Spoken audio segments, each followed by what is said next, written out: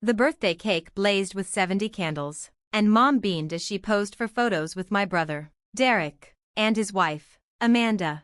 I lingered on the edge of the crowd, a glass of sparkling cider in hand, watching from the periphery, exactly where I'd lived for the past 3 years. "Sarah, get in the photo," Aunt Diane called, her voice thin and insincere. Nobody moved to make room. "I'm fine here," I murmured. It had been like this since I left. They said I'd run away, from my problems, from my family, from life itself. They never understood. They couldn't. Because the truth was classified. 3 years earlier, I'd seen something I wasn't supposed to. While working as a senior accountant at Morrison Price, I uncovered systematic money laundering, tens of millions funneled through our biggest clients' accounts. The trail led straight to a crime syndicate the feds had been chasing for a decade. I did the right thing, reported it, testified, and vanished into federal protection under the U.S. Marshals Witness Security Program. Not full WITSEC, but close. My address sealed, my communications monitored, my assets frozen, including my house in Philadelphia, a 3-bedroom colonial near Rittenhouse Square, now worth $900,000. I couldn't live in it, sell it, or even visit without clearance. My family knew none of it. To them, I'd just disappeared. "So, Sarah," Derrick said later, when the cake gave way to coffee in Mom's living room, "we need to talk about your property situation." I looked up. "My what?"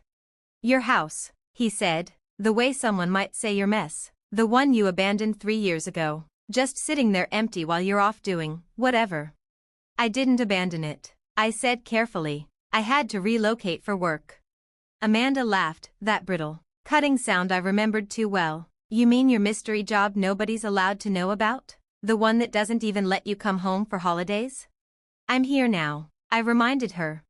"After missing 3 Christmases, 2 Thanksgivings, and Mom's last birthday?" Derrick shot back. "You show up once and think that fixes everything?"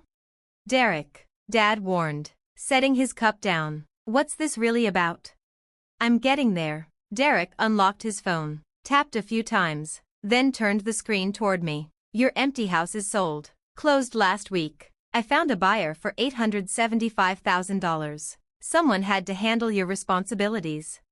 For a moment, the room went silent. My house, my living room, my kitchen, flashed on the screen with a red sold banner across it. "You sold my house," I said slowly.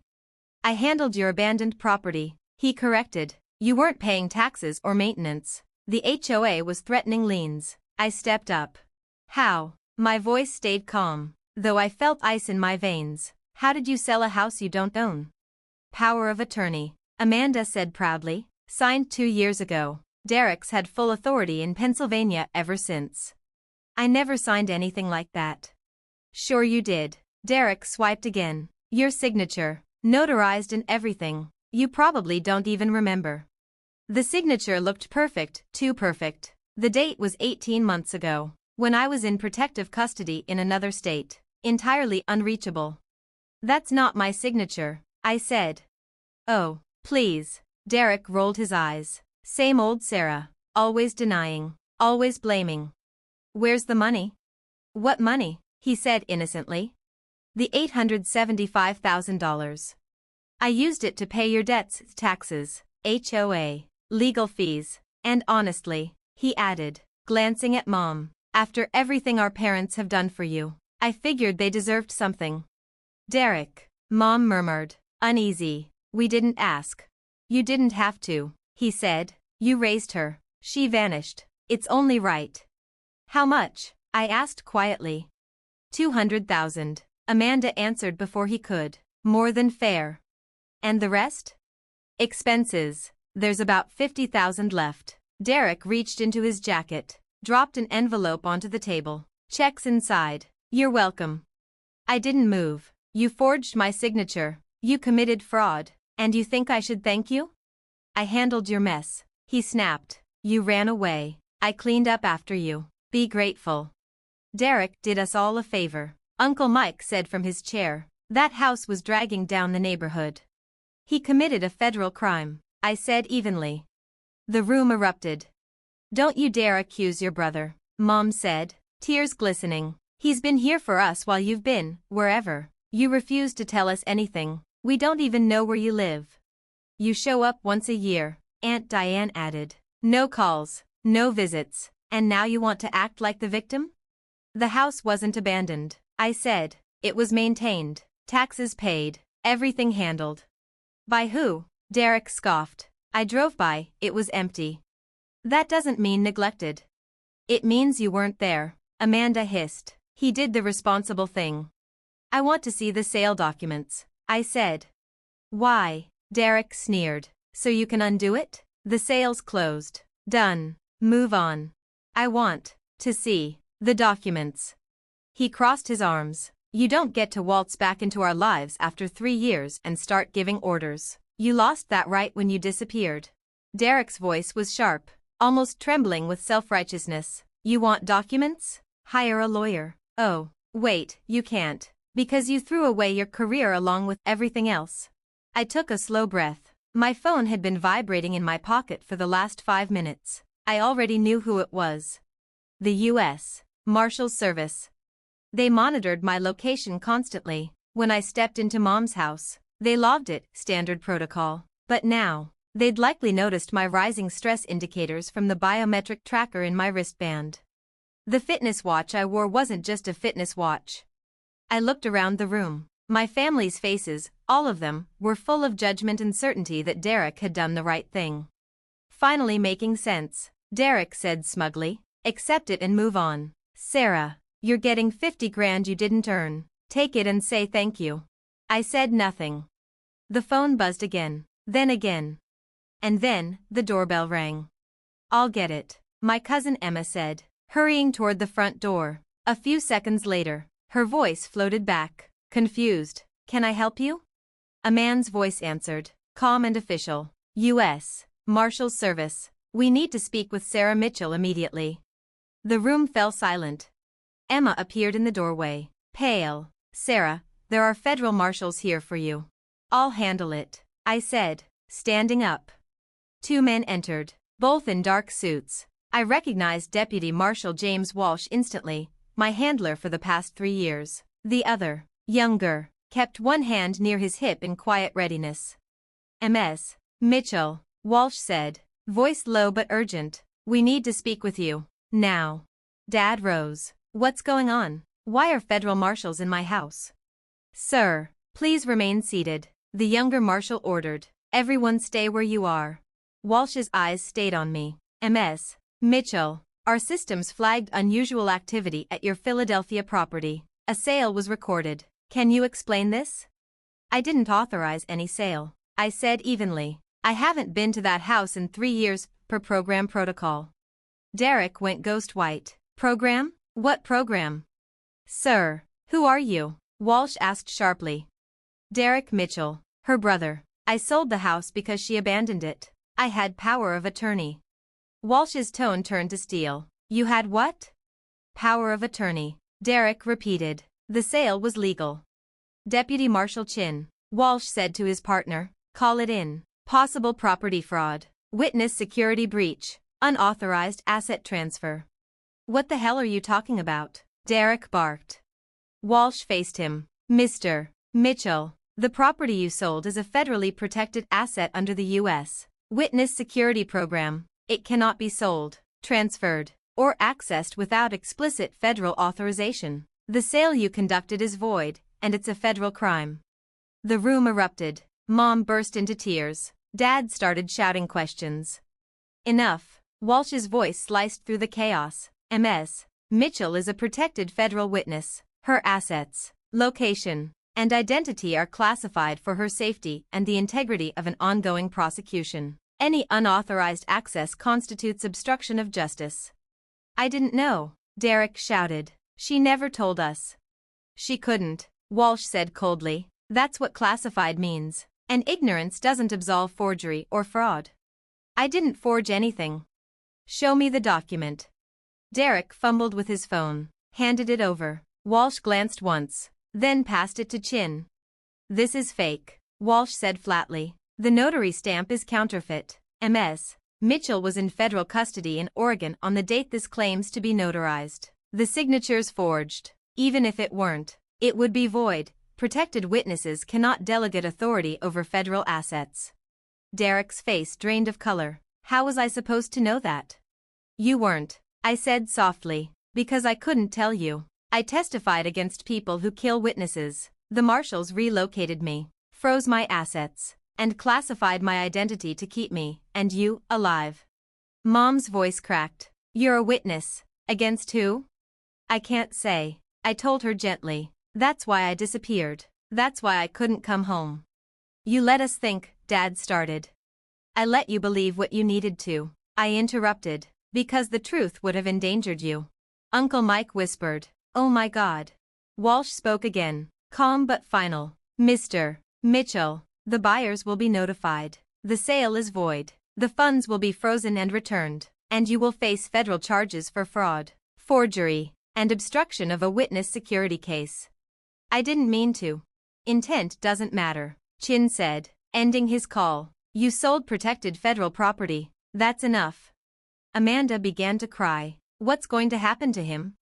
That depends, Walsh said, looking at me. Ms. Mitchell, do you wish to press charges?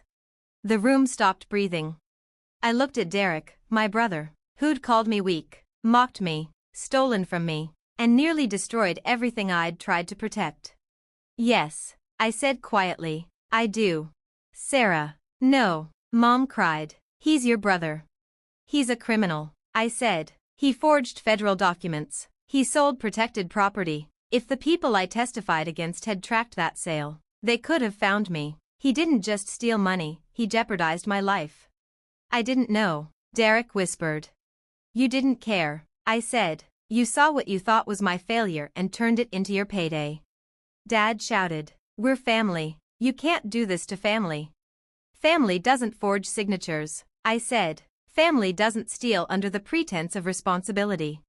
Walsh pulled out handcuffs. Derrick Mitchell, you are under arrest for fraud, forgery, and obstruction of justice. The room descended into chaos, Amanda screaming, Mom sobbing, Dad shouting that I was tearing the family apart. I stood silently as Walsh led my brother out in cuffs.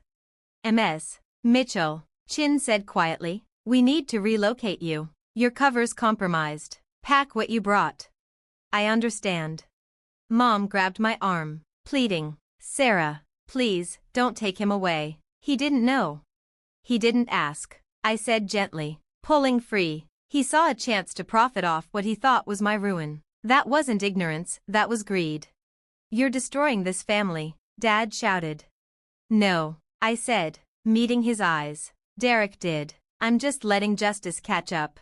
I followed the marshals out, leaving behind the birthday cake, the decorations, and the family that never really knew me. In the back of the government SUV, Walsh turned around from the front seat. You okay? I'm fine, I said. That was your brother. I know. This will hit the news, he warned. Witness's brother arrested for fraud. It'll complicate things. Will it affect the case? No, just the spotlight. Then I'll manage, I said quietly. I've handled worse. He gave a faint, knowing smile. That you have. The SUV rolled toward Delaware, where another safe house waited, another new beginning, another name, another silence. This time, though, I didn't feel like I was running. I felt free. Your brother will likely take a plea deal, Walsh said. Federal charges, clear evidence. His lawyers will want to avoid trial. What's he looking at? I asked. 2 to 5 years, depending on the judge. The prosecutors are furious. Witness protection violations are taken seriously. The money's already frozen. The buyers will get their $875,000 back. Your house is still under federal protection. Nothing's changed, except Derrick's freedom. I nodded slowly. For what it's worth, Walsh added, you did the right thing. If you'd tried to handle it quietly, it could have blown your cover. The organization you're testifying against hunts for weaknesses, a property sale tied to your name, they'd have found it. I know, I said softly. And just like Walsh predicted, everything unfolded on schedule. Derrick's arrest dominated headlines. Federal witness's brother charged with fraud. The media couldn't decide whether I was a hero or a monster. My family made the choice for them. Mom cried on live TV, saying I'd abandoned them. Dad issued a statement calling me cold and unforgiving. Aunt Diane even launched a GoFundMe for Derrick's defense. I watched it all from my safe house, on a government couch, eating government meals, waiting for the trial that had already consumed 3 years of my life. Eventually, Derrick took the plea, 3 years in federal prison, 5 years supervised release, full restitution. Amanda filed for divorce 2 weeks later. The case I'd testified in ended with 7 convictions: money laundering, racketeering, conspiracy. The organization was dismantled. My testimony had mattered. 6 months later, the U.S. Marshals declared the threat neutralized. I was released from witness protection.